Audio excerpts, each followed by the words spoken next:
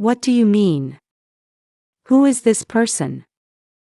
I came to the funeral home after hearing that my sister had passed away, and when I looked into her casket, I saw a strange woman lying there. Where's my sister? While I was confused, my niece came over and handed me a small folded piece of paper. The moment I saw that, I had a bad feeling and grabbed her hand and tried to leave. At that moment, I heard my brother-in-law yelling from behind me. Why are you here?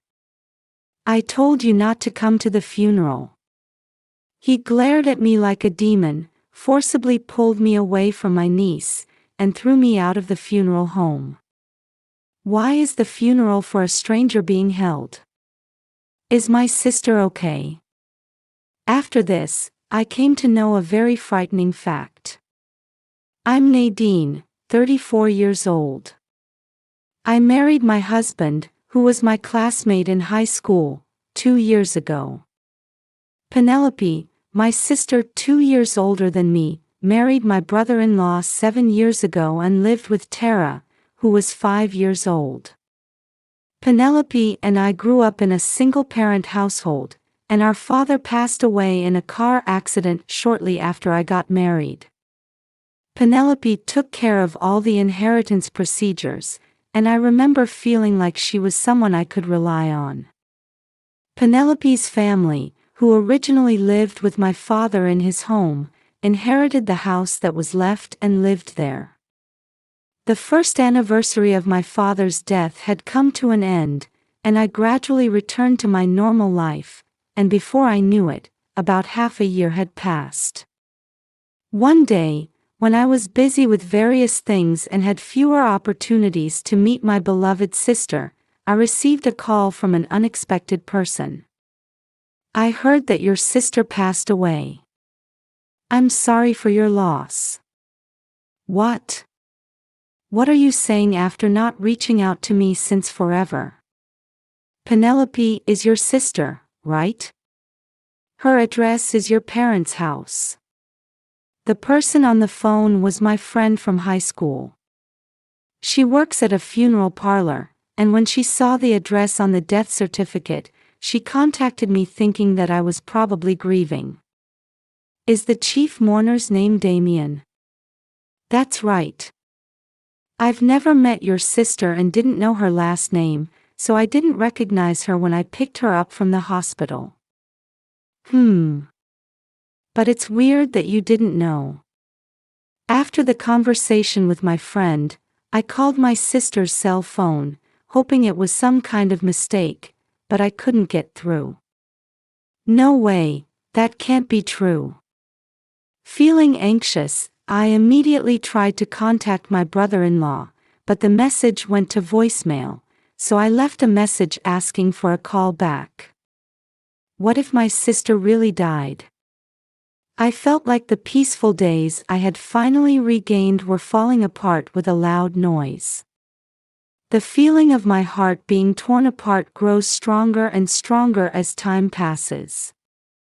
After that, my brother-in-law didn't call me at all, so when I finished work, I left a message on the answering machine saying, "I'm going to go to your house now," and my cell phone rang immediately. I'm busy. What do you need? I heard that my sister passed away, but that can't be true, right? Oh, actually. I thought he would deny it right away, but my brother-in-law stammered for a moment, as if he was troubled. What? I didn't expect this reaction. As I swallowed and waited for the next words to be spoken, my brother-in-law slowly opened his mouth. We just had a little argument, and Penelope got angry and we were fighting and she fell down the stairs herself. And then she passed away. You're lying, aren't you? I can't believe it. Why didn't you tell me? Before Penelope passed away, she asked me not to tell anyone if anything happened. She probably didn't want people to know that she died due to her carelessness. My brother-in-law says that out of respect for my sister's feelings, they decided to hold the funeral only for her family. For this reason, he has kept it a secret even from his own relatives. No matter what you say, you should have contacted me. Anyway, I'll say my final goodbyes to her. Don't ever come to the funeral. That's what your sister wants. Even if I told you, you wouldn't be able to come because you don't know where the funeral home is. Well, bye now. My brother-in-law, who doesn't seem to be sad, sounded very irritated for some reason. It felt somewhat unnatural, but I decided that there was no point in pursuing it any further, so I decided not to call back. It's like I'm having a nightmare because I can't handle the sudden misfortune. I couldn't accept the reality that my sister, who I loved so much, was no longer in this world, so I sat on the bench for a while, unable to move. I did this for about an hour, then slowly got up and started walking. As the smile on my sister's face that I saw for the last time appears and disappears, my vision in front of my eyes becomes blurry and tears start to trickle down my face. Sister, why did you leave so early? I never imagined losing my sister like this. On the day of the funeral, I had spent a sleepless night. My brother-in-law told me not to come, but I really wanted to see my sister off, so I asked my friend who informed me of her death about the funeral home, and I went there. Please at least let me see you off one last time. When I quietly entered the venue, my brother-in-law was nowhere to be seen because the funeral had not yet begun. A friend of mine came by my side during a break from work. I can't handle it all. Your brother-in-law is in a separate room to greet the monks. Now might be a good time to say goodbye. I asked a friend who was in charge of the funeral to guide me to the coffin where my sister was buried. The older sister in the photo has a bright smile on her face, as if she is talking to me. My sister is dead after all. I really wanted to say goodbye in person, so I looked into the coffin and found a woman I didn't know lying there. Who is this person? She looks like my sister, but she's not my sister. What's going on? What? Immediately after I backed away from the coffin, my 5-year-old niece gently handed me a crumpled piece of paper. I was surprised by this sudden thing, but when I opened it, it was an ordinary flyer for a rental warehouse. What's wrong with this? If you don't listen to what Daddy says, he told me he would put me in here too. Huh? What do you mean? However, my doubts were instantly dispelled by the next story told to me by my niece. I couldn't believe what I heard, and I instinctively knew something was wrong, so I grabbed my niece's hand and tried to run away from the funeral home. However, my brother-in-law noticed this and chased after me from behind. What are you doing? I told you not to come here. My brother-in-law quickly caught up to me and grabbed my arm that I stopped walking in shock. I really wanted to meet my sister. Did you actually look inside the coffin? I just arrived, so it's not yet. My brother-in-law seems to be extremely concerned about the coffin. Little by little he approached me and tried to pull me out of the funeral home. What were you talking about with Tara? She was bored and wanted to go to the park. I didn't miss the relieved look on my brother-in-law's face as cold sweat dripped down his forehead, even though it wasn't hot. He's hiding something after all. We need to get Tara out of here right away. I gently looked at my niece and squeezed her hand, and she gave a small nod as if she had sensed something. Then my brother-in-law forcibly grabbed my niece's hand and pulled her away from me. "I won't let you take Tara away. Get out now. If she doesn't leave on her own, I'll have the people at the funeral home kick you out." When I saw my brother-in-law speaking in a strong tone and raising his eyes to show his anger, I realized that there was no point in staying any longer, so I had no choice but to leave the place, leaving my niece with anxious eyes. That was quite a fight. "Are you hurt?" "I'm okay. Besides, could you please watch over my niece?" "I understand. Leave it to me," my friend gave me assurance. If it were her, she would be at the venue throughout the funeral so she could watch over my niece. When I went outside, I looked again at the flyer about renting storage space that my niece had handed me. And while I was looking at it, something suddenly popped into my head. Is this what Tara mentioned earlier, that if something bad happens, this is the place to do it? I immediately took action to find out what my brother-in-law was hiding. Actually, the story I heard from my niece earlier was outrageous. It turns out that the woman in the coffin had come to his house before and been living there for a while. Be good friends with Daddy, they were even kissing. She even said that. Moreover, from that moment on, my sister disappeared, and when Tara asked him about it, he got very angry. No way, my sister is no longer in this world. I shook off the unpleasant thoughts and hurried to the parking lot and drove to the warehouse listed on the flyer. It was a deserted place a little far from a residential area. When I went to the warehouse management office, showed my ID and explained the situation, the person who was initially wary saw my serious expression and reluctantly handed me the key. When I stepped inside, I could feel the damp and unpleasant air. When I looked through the pile of junk, I saw my sister lying limp, buried under her belongings. "Penelope, stay strong." I quickly went to her side, picked her up, and removed the duct tape sealing her mouth. She slowly opened her eyes and said, "I was scared," and hugged me with her cold body. "I'm glad you are alive. What happened?" In response to my question, my sister began to speak. When she came to drop off her belongings to the storage unit after camping with her family, my sister, who found out that my brother-in-law was having an affair, interrogated him.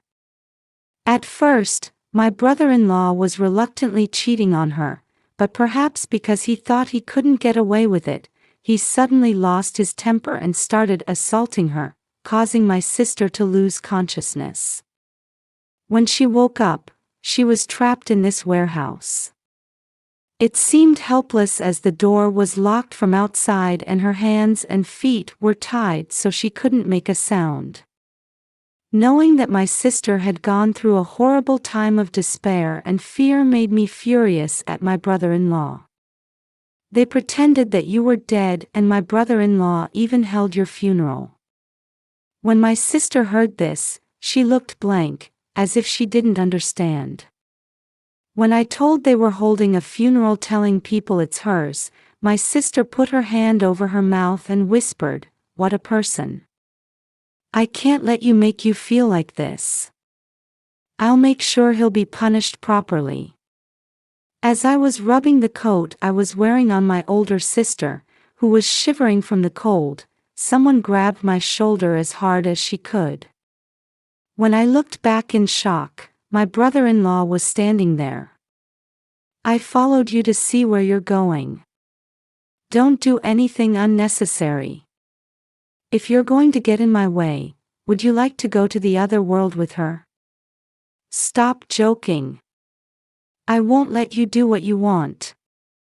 There's no way you can beat my power." My brother-in-law tied me up with rope and tried to lock me in the warehouse again with my sister as I resisted hard. Penelope's funeral is almost over, so if I tell you, I'll throw you all deep in the mountains and feed you to animals. Now, I pretended to be sick and snuck out of the funeral, so I need to get back soon. Wait. Tell me why you lied about my sister and held a funeral for someone else. My brother-in-law thought we couldn't escape anymore, so he let out a loud laugh and started talking. After I locked Penelope here, I brought in the girl I was having an affair with to look after Tara, but she's strong-willed. When we got into a fight, she grabbed me, so I kicked her down the stairs. According to my brother-in-law, the person I was having an affair with was still breathing right after she fell down the stairs. That's when I had an epiphany. If the people around me thought Penelope was gone after the funeral, then it wouldn't be a problem to quietly get rid of the real Penelope later. That's why my brother-in-law waited until the woman he was having an affair with took her last breath before calling an ambulance. Moreover, she has no family. Apparently she thought it was convenient because no one would look for her even if she disappeared. My brother-in-law was grinning as he talked about his plans with satisfaction. Horrible. No. I'm a real genius. Well, that's all for chatting. It'll be dangerous if you make a fuss, so I'll give you the final blow. After telling a horrifying story, my brother-in-law slowly walked up to me and my sister, holding a weapon in his hand that he had apparently prepared in advance. His eyes are sharp, but the faint smile on his face can only be described as creepy. I'll end this before you raise your voice. Just as my brother-in-law raised a weapon, the police entered the warehouse and said, "Drop what you have in your hands immediately." I'm glad they made it in time. Just in case, I called the police as soon as I found my sister. I thought that this would calm him down, but suddenly he started complaining to the police in a theatrical voice. Actually, my wife has been missing for a while, but now she has been found safely. Who the hell would do something like this? Huh? Who are you talking about? Oh, she's so scared and confused, officer. I'll spare no effort in helping you catch the culprit. This is exactly what it means to have an open mouth that won't close. My anger boiled over at my brother-in-law's poor behavior at the time of her death, as he took advantage of his cheating partner and tried to lose Penelope as well. Ah, that's right. Well, I guess I can help catch the culprit as well. Huh? Everything you said until the police arrived was recorded. I gave the police officer the voice recorder that recorded our conversation. Huh? What are you doing? Oh, no, wait a minute. It's not my fault. It's all a misunderstanding. Let me explain. My brother-in-law was crying and shouting, "I'm not going with the police," but they treated him coldly and put him in a police car. I then explained to the officers what happened. Someone else's funeral is being held at the funeral home, faking it to be my sister's. Please head over there immediately. When they learned of my story, they immediately rushed to the funeral home.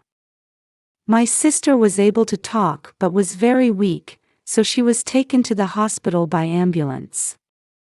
I went back to the funeral home because my sister was worried about Tara. When I went there, I saw that Tara's friend had been staying close to Tara, who looked worried. When she saw me, Tara ran over to me and hugged me. Her body was trembling and her eyes were filled with tears. Wow! That was scary. You really stayed strong. Hey, where's Mom? Is Mom okay? I found your mom. She's safe. Let's go to the hospital where Mom is. In the car on the way to the hospital, my niece started talking about what had happened. After camping, Mom and Dad went to the warehouse to drop off our things, but Dad was the only one who came back. He said she had to work suddenly, but Dad was sweating so much it was scary. I thought it was weird because he made a scary face. I see. I guess you were worried. But why did you have a flyer today? It was at home, so I looked at the map on it and thought I'd sneak out during the funeral to see it. I thought maybe my mom was there. A 5-year-old child sensed something was wrong and was trying to help her mother. It was impossible for Tara to go looking for Penelope alone, but I can't believe how much courage it took for her to make such a decision. It made me sad to think that the few days when my sister didn't come home must have been extremely long for my niece, and she was anxious. When we arrived at the hospital, Tara spotted my sister and immediately ran over to her. Tara, I'm sorry to have made you worry. My sister lovingly caressed Tara's crying face, smiling over and over again. It's okay now. She looked so happy and I was relieved. I'm so glad I didn't lose my sister. My sister received treatment at the hospital, and her condition gradually improved, and she was allowed to leave the hospital in about a week. My brother-in-law was arrested on charges of leaving my sister alone and killing the woman he was having an affair with without helping her. From now on, he will carry a heavy cross and live in a cold, closed prison. Of course, my sister divorced my brother-in-law and took custody of my niece. It is said that my brother-in-law received $30,000 in compensation from the money he had saved to give to the woman he had an affair with. I discussed with my husband that it would not be comfortable for my sister and my niece to live alone in the future, so we decided to live together after she was discharged from the hospital. Currently, my life is full of happiness with my kind husband, beloved sister, and cute niece.